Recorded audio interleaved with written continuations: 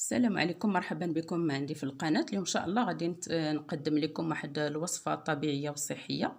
هاد الوصفة هي التين المجففة او الكرمط مجفف، الشريحة مع الثوم وزيت البلدية او زيت الزيتون. كي كنعرفوا المنافع ديال التين المجففة، راه التين راه عندها منافع كثيرة وراه مذكورة كاع في القرآن، هي في آيات في سورة التين والتين والزيتون وطور سينين وهذا البلد الأمين.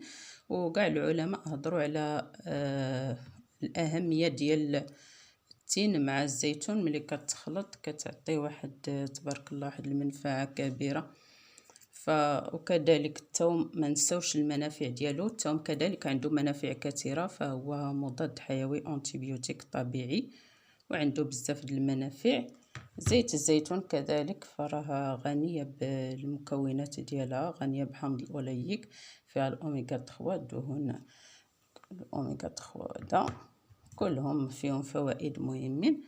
بالنسبه للتحضير فكناخذوا هاد التين المجففه، الشريحه كتكون كنشريوها هكا، كيبيعوها هكا في المحلات التقليديه في واحد الخيط، كيجفوها في الصيف، كيديروهم في هذا الخيط وكيخليهم تيجفوا. فبالنسبه لطريقه التحضير، كنشدوا الشريحه كنغسلوها مزيان، نظفوها مزيان، هي راه نقيه تبارك الله وجديده، واخا صغيره المهم حلوه وزوينه وجديده. المهم هو المواد تكون جديده، هي احسن حاجه، ما تكونش حاجه قديمه ولا هذا. ممكن نغسلوها مزيان، كنفورها كنديرها في الكسكس، كنفورها ديرها موجوده تنوريكم. كنغسلوها مزيان ونديرها في الكسكس وكنحطوها على العافيه تتفور تتبخر. ما تخليوهاش طيب بزاف، المهم حتى كتولي رطبه، ماشي طيب بزاف حتى تهرى، طيب بالقياس. والثومه كاين اللي كينقيها هكا وكيلوحها حتى هي مع الشريحه تفور، وكاين اللي كيخليها هكا صحيحه. انا كنلوح شي شويه يتفور مع الشريحه، وشي شويه كنخليه هكا كنديرو هكا صاين. بالنسبه لطريقه التحضير انا نوريكم. نحيدو هادي ندو على جنب.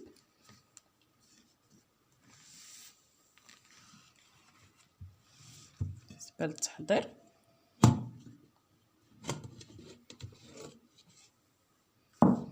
ها هي الشريحه بعد ما فورتها. دابا اللي ما كاينش الضوء مزيان نقرب لكم، هي تبارك الله راه طايبه معسله تبارك الله، نقيه وجديده، عرفتي تبارك الله كلها جديده. هاد الشريحه حجم صغير كي قلت، ولكن نقيه وحلوه زوينه تبارك الله. راه رميت انا شويه الثومه تفورات معاها، مي كوميم رغم ذلك غادي ندير حتى الثومه اللي صاينه. نوريكم تبارك الله الا حليتوها هي معسله طايبه من الداخل، معسله تبارك الله معسله ونقيه، ما فيها حتى شي حاجه زعما خايبه، نقيه. ما واحد يشريش حاجه يشريها نقيه، ما يشريش داكشي اللي. نوريكم دابا نمروا للطريقه. كناخذ واحد قرعه زجاجيه، احسن نستعملوا مواد الاواني الزجاجيه احسن من الميكا ولا بلاستيك. فكنبقاو نهزو هكا، نمشي نوريكم هكا كنهزو كنرمي. انا درت ديجا الزيت باش هكا نتحكم في كنبقاو نرميو هكا بشويه بشويه. هاد الطريقه، هاد الوصفه راه زوينه مفيده بزاف. هاد الشيء د البرد اللي عنده الكحبه، انا كانت كيشدني الرواح بعض المرات، عرفتي ما كينفعش معاك حتى الدواء، بعد ما تشرب بزاف ديال الدواء كتبقى هكا كتكح. ملي وليت عرفت هاد الطريقه صراحه، واحد الصديقه اللي قالتها لنا، وليت كنديرها دائما. صافي ما كيبقاش عندك داك المشكل ديال الكحبه وداك السعال وداك المشاكل كاع. صافي كنهزو شويه الثومه كنبقاو نرميوها.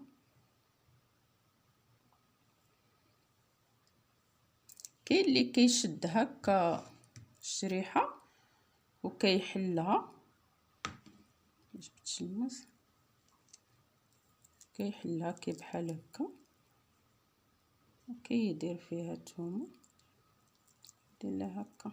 بهاد الطريقه كتشد الوقت. المهم اللي مهم هو ان الثومه راه كتطلق المواد ديالها، واخا تديرها هكا ماشي ضروري نحلو. كنبغي تبقى الشريحه هكا ابار وكيكون فيها شويه النسبه ديال الثومه، تكون فيها النسمه ديال الثومه، يعني بلا ما نحلوها حتى هي. وعاود صافي كنبقاو بشويه بشويه.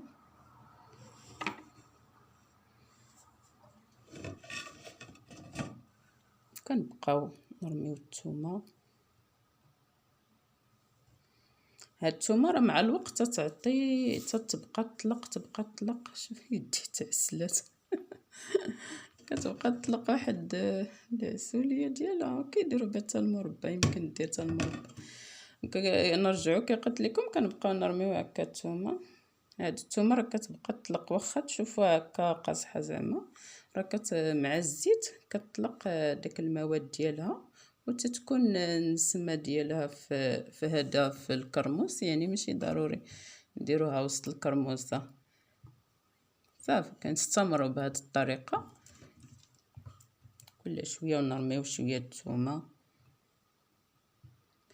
كنوصيكم كنصحكم زعما ديروها، راه ماشي زعما غير كنقولها، راه الطريقه زعما مجربه ومفيده وزوينه وفيها واحد المذاق زوين. كتكون كان ما كانش كتعجبني الشريحه باش كنت صغيره، لكن دابا ملي وليت كندير هاد الطريقه كتعجبني، حيت هكا مفوره كتجي رطبه. تبارك الله. سقات فيها شويه الثومه، شوف كي دايره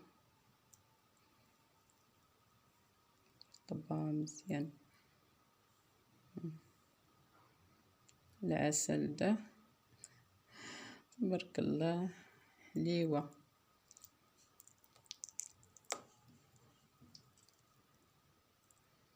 شوف تبارك الله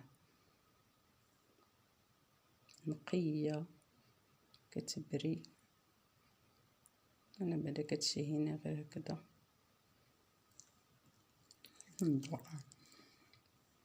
كنستمروا في هذه الطريقه كي قلنا. نزيدو شويه الثومه. كاين اللي كيدير معاها حتى شويه الزعتر، كيبغي ينسمها بالزعتر، كان ما كيعجبنيش انايا، كنبغيها غير هكا بالزيت وبالثومه. ومزيانه حتى الدراري الصغار حتى همايا ملي تجيهم هكا شي كحه ولا يكون ضربوا البرد. الطفل يعني كتعطيه غير بحال دابا الشريحه كتاخد وحده ولا جوج وكتشربوا حتى داك الزيت ديالها حتى هو مزيان للحلق. الا كان هذاك كيكون بعض المرات تحس بالحلق ديالك فيه تشنج، ما واحد الحشرجه كي كيقولوا، كتشرب تاخد واحد جوج ولا ثلاثه د الحبات ديال الكرموس هكا مرقده في الزيت والثومه. كتاخدها وكتهز شي معلقه ولا هكا ديال الزيت حتى هي تشربوها. تبارك الله زعما ما تعاودوش تحسوا بالكحبه. دغيا كتبراو، دغيا تبراو. مجربه. نزيدو شويه زيت البليه. صافي حتى كنغطيوها بالزيت، تغطى بالزيت. صافي ونجيبو هذه الغلاقه ديالها بيدي تاع الكسبه. صافي نغلقوها مزيان ونحكموا الاغلاق باش ما يدوش ليها الهواء وباش ما تخسرش.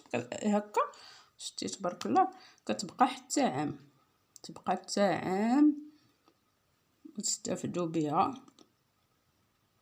انا بعد دغيا كنطيرها وحتى الا كان حسيتو بشويه تعب ولا عيانين ولا جيتي من الخدمه ما لقيت ما تاكل، كتهزو شي شويه شي 2 3 كتشد بها، كتشد بها هكا الجوع على ما طيب ولا على ما تاكلي ولا على هيا. وتا الزيت ديالها كيمكن عاوتاني نساليوها ونعاودو نديرو فيها شريحه اخرى، وكتبقى الزيت حافظه محفوظه زعما ماشي كتبقى مستافده بها، زعما راه ما ضيعتيش الزيت هكاك. كنتمنى هاد الوصفه تعجبكم وتجربوها، راه زعما غزاله زوينه ونافعه. غير جربوها، اللي باقي ما كيديرها يديرها، راه تنفعكم في هاد البرد مزيان.